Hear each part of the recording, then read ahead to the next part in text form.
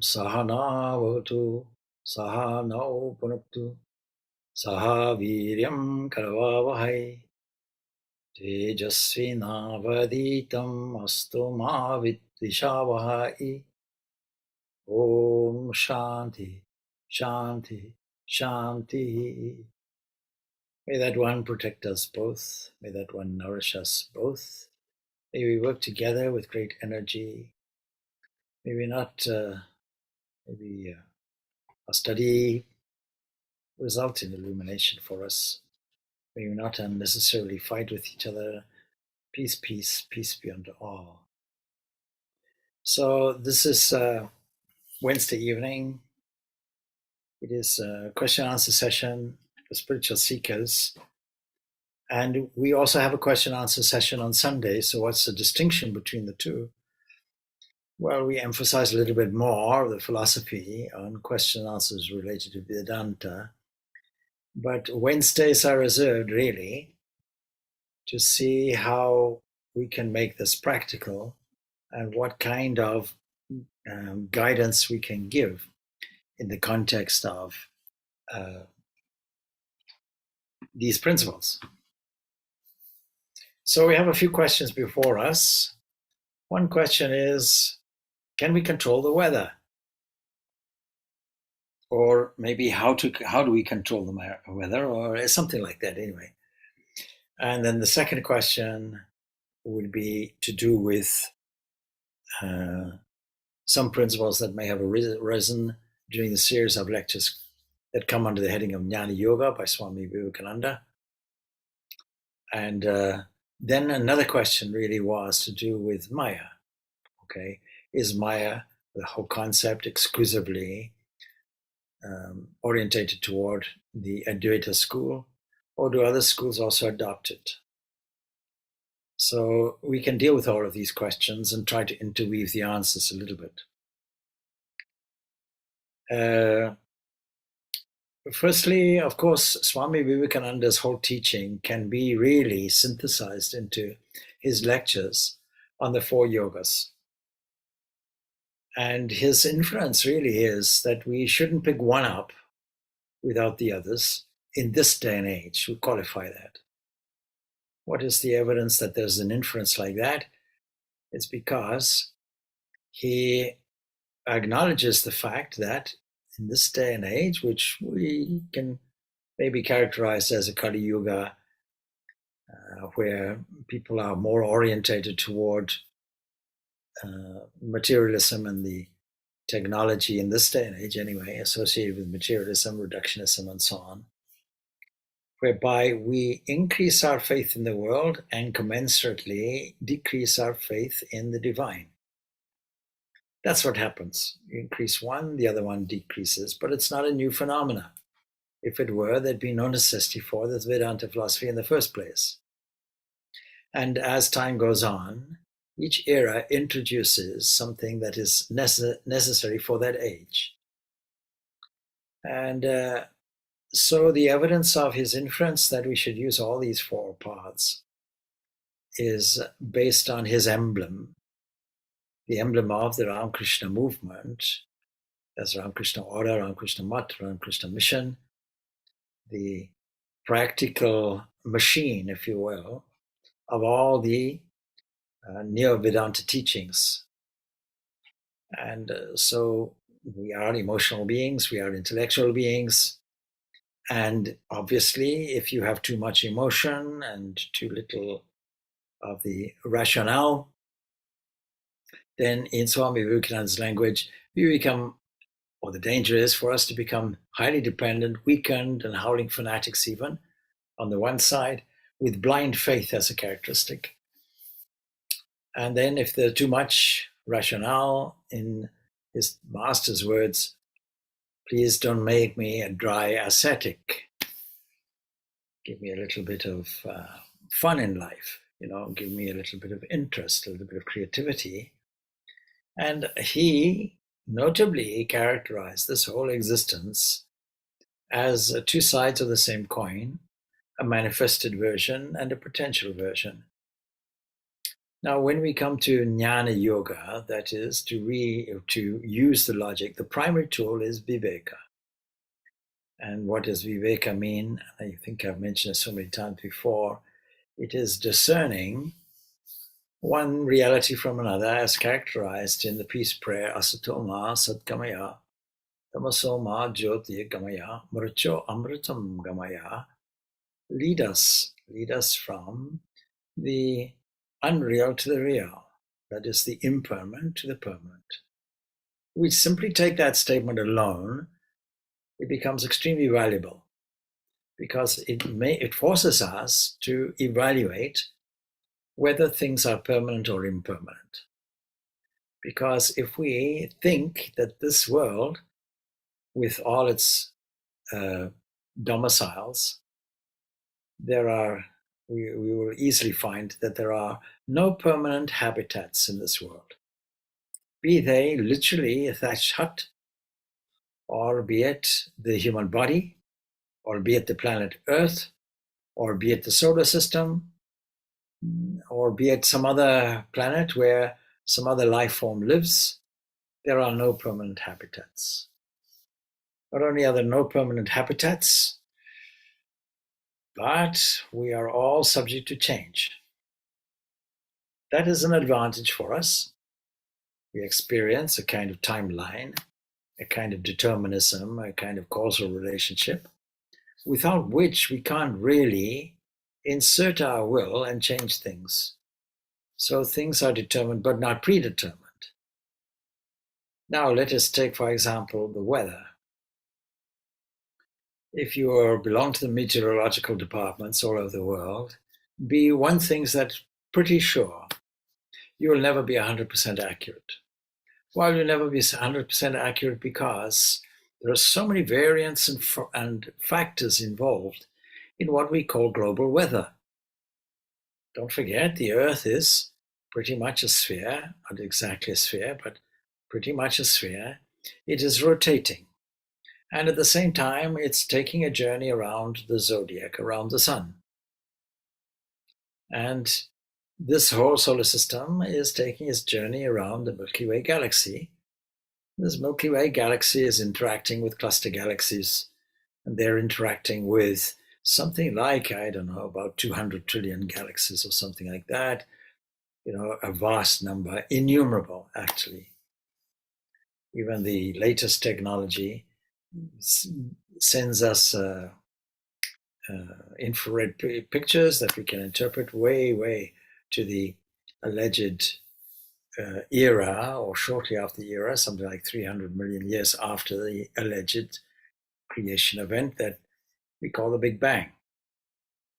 So you see, there are no permanent habitats. Just reasoning alone will tell us this, but it's not our experience, because it's like a movie. And the movie is running forwards. The movie is never running backwards. The second law of thermodynamics says it has to run forwards and doesn't run backwards. So this movie is running forwards, and it's running in such a way that we interpret it as a continuum. We don't see any difference really between one event and the other. And we also have a capacity to research our memory and recall things that happened previously, and in our imagination speculate on what may happen in the future, even if it's tomorrow. So we're living in a kind of running movie, but when you slow that movie down, you'll see it as individual pictures run at a continuum, so that the eyes and the brain and all the instrumentation that we have, it looks as if it's a movie, and because of that we get emotionally involved in it. And we have a wonderful example using the metaphor of a movie. You watch a movie and you see a tragedy and people are in tears and it's heart-wrenching and it seems no way out. We relate it to our own experience and we take it as a reality, and we forget it's only a movie. Tears flow. There's some corresponding resonating thing in us that when we see something on the outside, it resonates our emotional our emotional sense, and we immediately catch that. And same thing with the comedy. Some brilliant people have researched, for example, in America, can you take a person with a severe illness and sit them a death, uh, an ultimate death condition? In other words, you have absolutely no hope of living. You have limited amount of time, and so it's a hopeless case. Medical science has given up on you. In such a case, you stand or sit in front of a series of comedy movies, and your whole mood changes, and every single cell of the body changes with it, because what we call the body, even though it's made from different parts, can be considered to be one unit moving in unison with everything. And we call this I, or me. Me as a reference point. So this assumption that things are permanent when they are not, that things are real when they are not, that there are permanent habitats and there are not, this phenomenon is called Maya, and it's not the invention or the particular theology of any particular philosophical position. Because every single avenue or aspect of the Vedanta philosophy will tell us about Maya in its own way. And we'll say, for example, if you're a dualist and following the yoga and the Sankhya philosophies, philosophically a dualist, then you realize that Prakriti is actually Maya, and that there is something called Purusha which is not, which never changes. The contrast between something that changes and something that does not, something that is conditioned and something that is unconditioned. Then if you take it in the umbrella term of Vedanta, then you'll see that in the dualism that we call devotion, love of God is the primary means toward it. Then also, immediately, nothing can compare to the divine.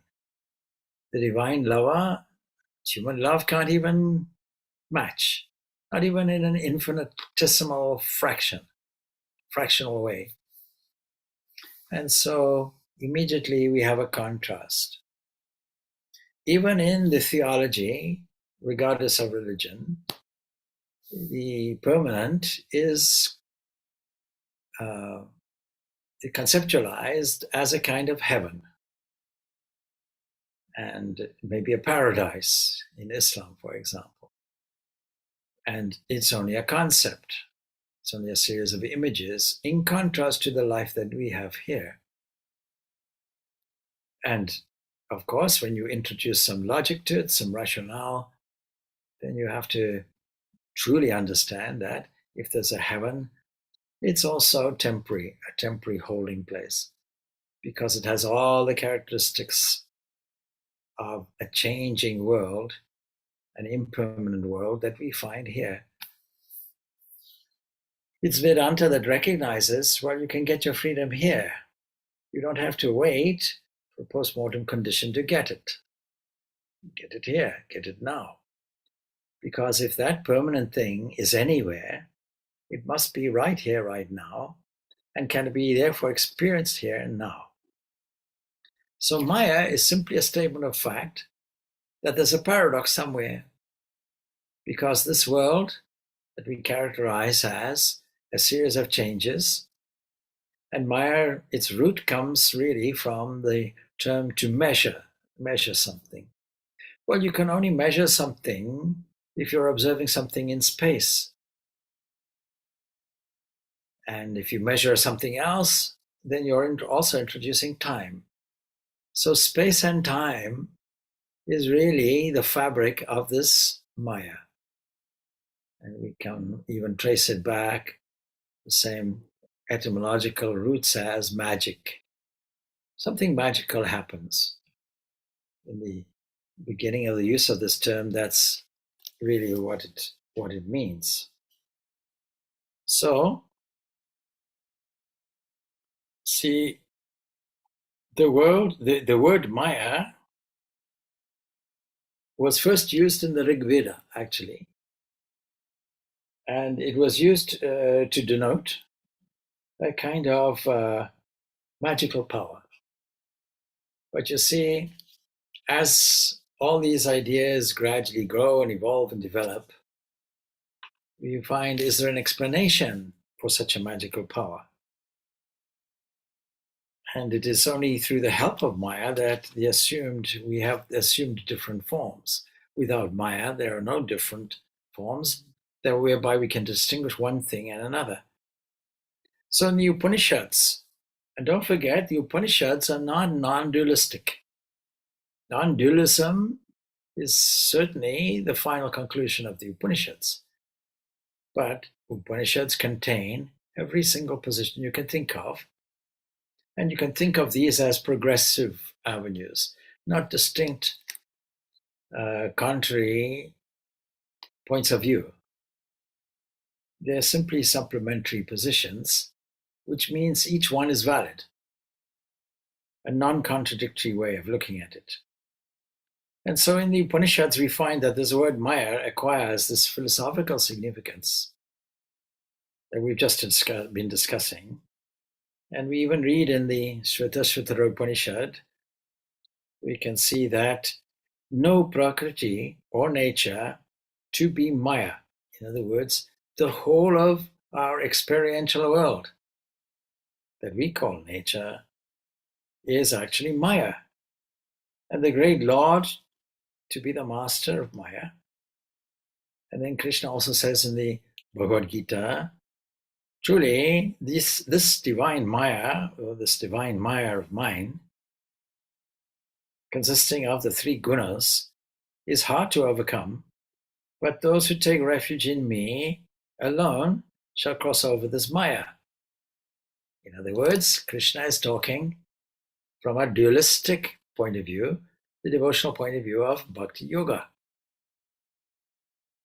But that doesn't mitigate against the non-dualistic philosophical understanding of it. And Shankara, representing non-dualism, he speaks of Maya as the power of the Lord, beginningless and compounded of the three gunas. In each case, they're talking about the three gunas.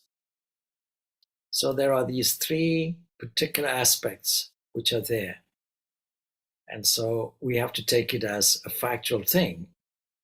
If it's a factual thing, we should find echoes of it in modern science, and we do. If this world is some kind of a personal kind of world, and if there's a potency within it, therefore difficult to overcome, then we have to break it down and see, is it useful to us? Can we use it? Or do we have to combat it, destroy the Maya? Now, there'd be some schools of thought that might say, yes, Maya is like an enemy, we have to destroy it. But that means if Maya and nature are the same thing, we have to destroy the whole of nature. It doesn't seem much point in it. In fact, it's highly destructive. We have to use nature. Now, Ramakrishna gives us a wonderful story to illustrate this. If you have a thorn in your foot, you take another thorn and get it out. Use one thorn to remove the other thorn. And so, if there are these three gunas which are binding us, which are making this Maya difficult to overcome, this power of the Lord, then how will we overcome it? By raising up opposite thoughts. Thoughts which are not going to be productive of pain. Now, this is very clear in the dualistic system of the yoga, Sankhya Yoga, because it's exactly the method that is used. The practical method of overcoming all the negative thoughts is to raise up positives and do it in such a way the whole subconscious mind becomes saturated with it. And then that serves to deaden what people interpret it as negative, damaging, inevitable samskaras. That is, memories which somehow have a drawing power. A trigger will raise up a memory from the unconscious mind, and unless we're careful, it'll dominate the conscious mind and make us miserable. Knowing that, we have to be watchful. And so the part of this discernment, part of this viveka, is we have to be watchful of all the negatives that arise in the mental field. Something like a game. Stand back in a poised condition, wait. What arises in the mind? Something arises in the mind. Another thing associated arises. Another thing, 3, 4 things. Okay, enough. These are old friends that have come to me. They want to play, but unfortunately, they're producing pain in me. Why would I want to entertain you? Please come, please go. Here's the entry door. You came in uninvited anyway, it was open. But here's the exit door. And in the meantime, the entry door I will open to chosen values of strength and beauty and truth and goodness and harmony, love of God, thankfulness, sense of wonder, adoration, mantras that contain uplifting feelings, chantings, songs, music. All these things will elevate the mind. And we can't leave it there. It's like if you kick a ball up into the air, it's going to come down. You have to keep it up in the air, keep it going, keep it going. This is really the sport that we have to play. And this sport is also called Lila, and the two terms get joined together, Lila Maya. We are playing this game, even without our asking, we are playing this game.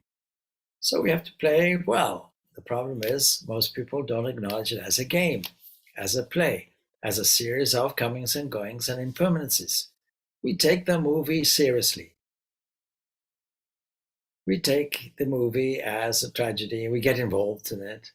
We're not able to stand back and say, oh, it's a movie that comes and goes in one of 3 states of consciousness. That is the waking state only. The other states, they don't have any impact on me. But the one state that does, that I have to control, is the comings and goings of thoughts in the conscious mind, in the sphere of waking state where I assume a passport identity, I, and operate in the world like everybody else, but with a revalued, a different way, a more joyful way. I know how to play the game. That should be the assertion. Other people may not know how to play, but actually, whether they know or not, there is a constant, permanent base behind them and behind everything and behind all the colors and all the sounds and all the names and all the forms. There's only one entity. So by promoting this quality, what we call sattva, we automatically neutralize all the others which are productive of pain. And sattva is not productive of pain, but it's still binding.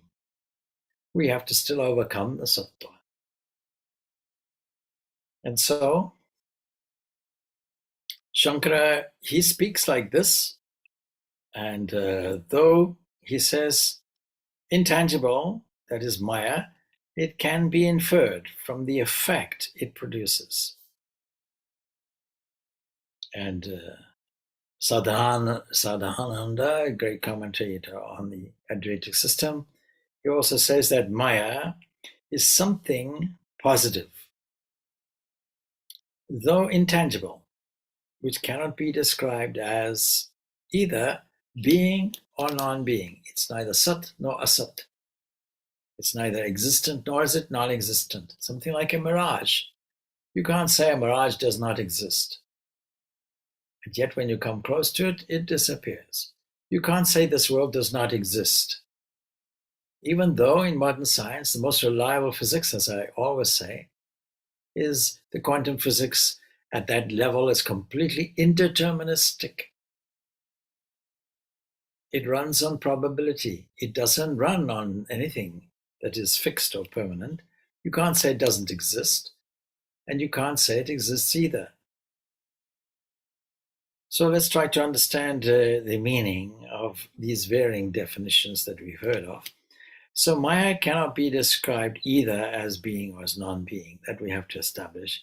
And that's why Maya is used or is said to be indefinable.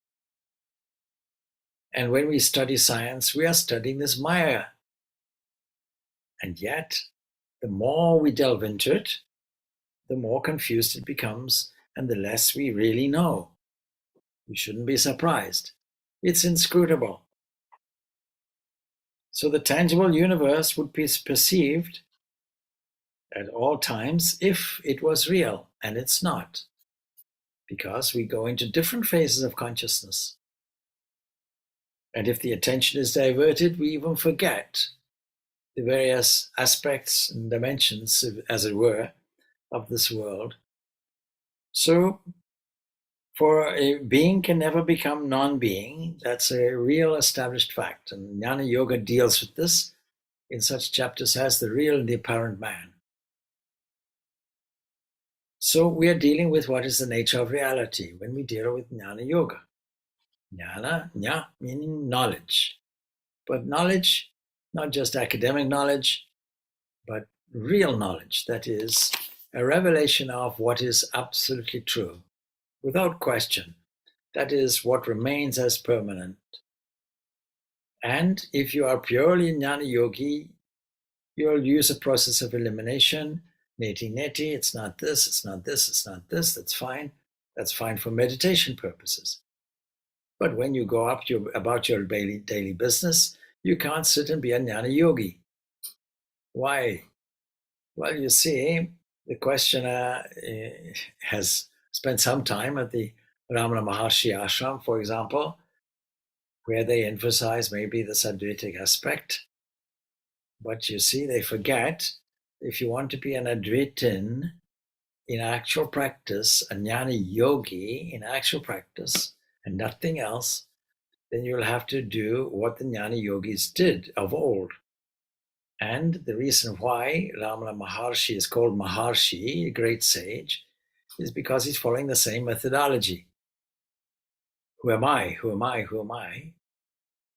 And coming to the conclusion, not this, not this, not this, and doing it in a cave on a hill. And doing it for a lengthy time with no comforts, no luxuries, no housing, no rent to pay, no food no salary to earn, all of these things. Well, it's not suitable for the vast majority of people today. Today, there may be some hermits living in this way. But the vast majority of people would not be suitable. It would be impractical. And so, the real can never be or become the unreal. But you see, you don't behold the universe in samadhi or in communion with Brahman because it's gone, it disappears. Neither in a dreamless sleep because the world is gone. And on the other hand, if Maya were non-being, that is non-existent unreality, like the, let's say, the son of a barren woman is the example given. It's a contradiction in terms, or a married bachelor, contradiction in terms. Then the manifest universe could not be seen. So you couldn't see the world of names and forms as real, and yet we do. And so, for this reason, Maya is said to be something which is positive. The world is positively here. It's not the devil incarnate that has to be defeated. So the word, the world or the word, I should say. Something here denotes the insubstantiality of the what we interpret as the world. And it's not that it is worthless. So we have to deal with this Maya, understanding it. And as long as we continue to see Maya, or see through the lens of Maya, or see through the mind and interpret the world as we do, or in its effects, then one may say that it belongs to Brahman, a separate entity, or God. We shouldn't be shy to use the word. So that's why Shankaracharya himself describes it in this way. So Maya has been described by Vedantists as the inexplicable power of the Supreme Lord, the Parama Shakti, by which is produced the illusion of the creation, the preservation, and the dissolution of the universe. But from the standpoint of Brahman, the absolute, it's not there. And that, if we arrive at that point through light and knowledge, then we find there's no Maya at all. Maya is non-existent at that point. So we have to understand the practicality of the three gunas when we study the subject to make it practical. What is the way out? It's not to deny the reality of Maya itself or the appearance. It is to acknowledge its presence, just as we would acknowledge any other apparitional thing, for what it is, acknowledge it for what it is, and then take selectively one of its most useful components and lead a life. And this is why humans need to be practically moral, why morals and ethics are important, and morals and ethics going above the normal preservation of a status quo. You often find an argument, you see, from materialists who say, we don't find anything special, we don't need religion to be good, we're all good people, we're good citizens, we don't do any bad things, we also donate to charity and so on and so forth. But that's just preserving the status quo. That's just maintenance. But if you do something extra, dedicate your whole life to the other, that's something different and special, ignoring your own personal needs in favor of the others. This is more than maintenance. This is something extraordinary that only humans have. Well, animals have an element of compassion for others that can be demonstrated and so on. But really, it is only the human that goes as far as the human goes. It is only a Christ that sacrifices himself physically and in every other sense for the benefit of the whole humanity. And this moves us. When we see it, we're automatically moved by this. From the materialist point of view, consequentialism is the only reason why we do some good. It's a social norm that keeps the social tribe together and has evolved. That's their point of view, because you can't have anything more than matter. And so any behavior has to be as a result of evolutionary advantage, survival of the fittest, and so on. But then Buddha is a failure, and Jesus is a failure, and Ramakrishna is a failure, and all of them are failures, and the great rishis are a failure. Rama Maharshi is a failure. Why? Because they're not creating any advantage for themselves. Now, supposing this Maya and the experience of Maya includes such things as the weather, hot and cold, the winds, and so on. Can we control Maya? And the answer is, well, yes, within boundaries. What are those boundaries? You see, if we study this Raja Yoga very carefully, there's something on pranayama that Vivekananda points out. Once we Once the yogi commands prana, energy here localized, that yogi has control, that is yama, prana, everywhere, the whole universe. But can then a yogi switch places with the sun and the moon? Can the sun and the moon exchange it? No, it's not possible. Why? Because there's a natural order of things. And so there's a divine will which is expressing itself manifestly as Maya, the power of the Lord, and introducing laws and rules and constants and parameters which science takes for granted, and wonders how is it that the so many, half a dozen, let's say, constants are so critical that if you change any one of them, even in a minor way, you don't get a universe at all, or you have a destruction of the universe that we know. So gravitational constant and all of these things are there. And it seems, therefore, that these are designed and inserted, and people who follow a certain theology, a certain intelligent design hypothesis, will emphasize this point.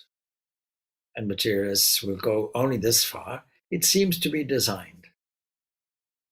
Well, that's not good enough. You see, is the selfish gene really selfish? You have to introduce some personalized terms. You can't get away from the metaphor, and you can't just dismiss it as a metaphor. You have to change your whole language and therefore thinking about it. So, if we are able to control the weather, we should have to have some noble idea about it. It should be compatible with nature. Now, we have to understand what the weather is. The earth is spinning. There's a certain global temperature. There's a certain movement of the air, certain evaporation of moisture from the seas, a certain gathering and a certain condensation and a certain rainfall. And without that, we don't have life. So there's a cycle, clear cycle that we can see. But occasionally, of course, there is some kind of vortex due to difference in pressures and temperatures. And when we find that, we have something like a hurricane. And we ask, well, can we control such a thing? And the answer is no, because these are natural phenomena. But on a local level, what did the ancient sages do? In order to make sure that society thrives and that rainfall is there to provide crops, you must have a section of society dedicated to offering prayers. What are prayers? Prayers are directed intentions, sustained, powerfully sustained, backed by mantras. Mantras are thought movements. And since the whole of this Maya is produced from thought, from a single cosmic mind, whose energy comes out as Maya, the Lord, don't forget, the Lord's energy. So this movement that we put in will affect our immediate environment for good or ill, because most of what we put out is simply meandering thoughts which are not directed, but impulses that come up, maybe as negatives. And if you hate, you'll be hated. It's an immutable law. And if you love, you'll be loved. It's an immutable law.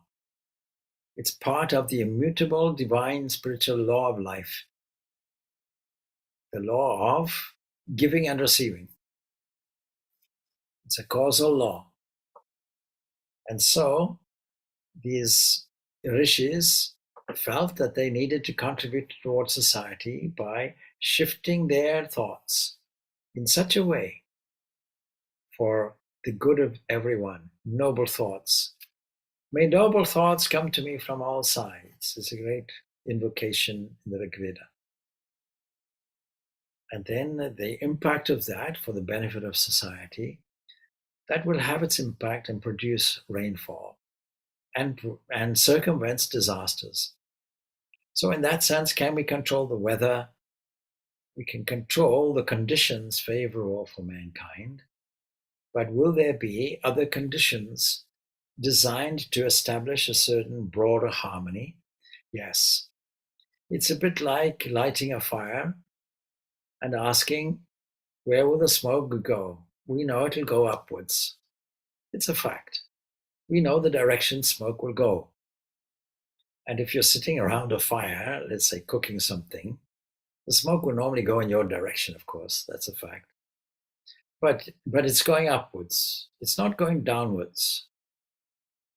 When gravity is experienced, you can see an apple falls, let's say, to the ground and accelerates as it falls, and we can measure the acceleration. And if we watch countless apples doing the same thing, we can certainly say, well, gravity is a fact.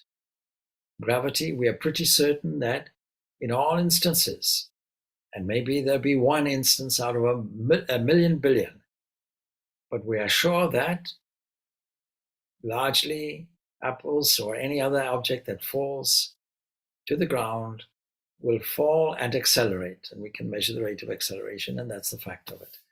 And we can't reverse it because it's a natural law.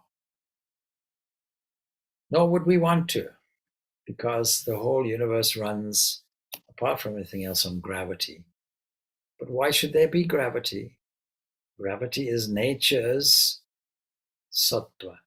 It is nature's clue. It is nature's way of saying, come on, let's unite everything into one thing. So in Vedanta, we know why gravity exists, because it is dominated by a certain guna, a certain one of the evolutionary forces. And we know why there is electrical energy. We know why things fly off, because rajas is involved.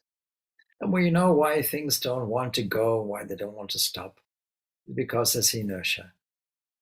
This is called sattva, rajas, and tamas. And no matter which way you look at it, these are the three evolutionary forces that together combine, and we call this Maya.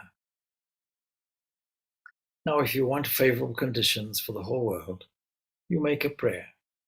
May all beings be happy, may all beings be peaceful, may all beings be blissful, may all beings be infinitely free. That's the greatest prayer you could have. Don't make a prayer for yourself. The example I always give is, if a farmer is suffering from a drought on his land and he prays, may I have rainfall in this way, not thinking of the broader good, then put it in a funny context. Up in heaven, they receive the email. Please send rain to this man. Naturally, in heaven, they have all the unlimited resources. And so they send all the rainfall available to his land, and they create a flood, and they spoil every single one of his crops.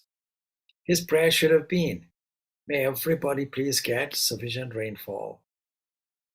May everybody get the benefit of this divine arrangement where evaporated water comes up, gathers into beautiful clouds, giving us the opportunity to see the beauty of it.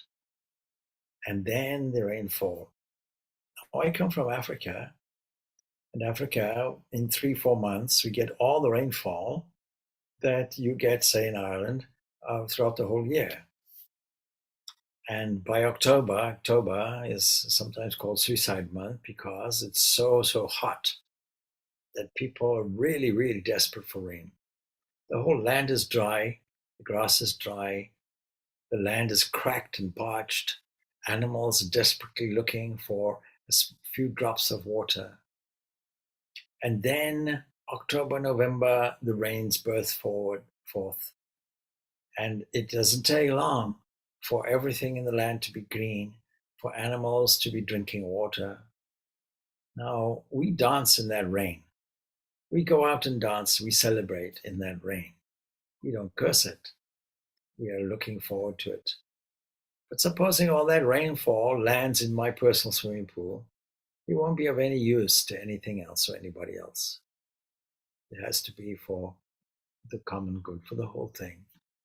This way of thinking is something we should more widely adopt. This global way of thinking, we cannot avoid the obvious, which says that we are, the catchphrase is a global village. We should be concerned for the whole of humanity everywhere. And our instant prayer, when we sit down for sandhya or meditation or spiritual practice, our first thought, having established ourselves in the divine presence of that permanent being, that poised entity who manifests as love and goodness and harmony, and then to say, let this harmony and goodness spread and transform the whole world, please. And if more people do that, then we get more of a positive transformation in this world. Very often people ask, why does God, it's a common theological question, not understanding what this thing called God is or nature is. Why does God allow pain and suffering to happen? You see, misunderstanding that I create a God in a supervisory position, ignoring the fact that there's a causal law, and that often the cause of pain is to do with human wrong thinking and human wrong behaviors. And that has its effect. Nobody has asked anybody to go to war. Nobody has asked anybody to be politically corrupt. Nobody has asked anybody for one section of humanity to go and persecute cruelly another section. It is all up to our ignorance. And therefore, for this reason, Maya is also called avidya, ignorance. But of course, Maya is also the means toward the freedom that we're looking for by virtue of neutralizing all the negative deleterious elements which are there. So I hope that answers a variety of questions which have been kind of asked during this session. Thank you. Now we have only a couple of minutes left, so if there's anything more, I'll be happy to answer a question or touch on something or a comment or whatever you want.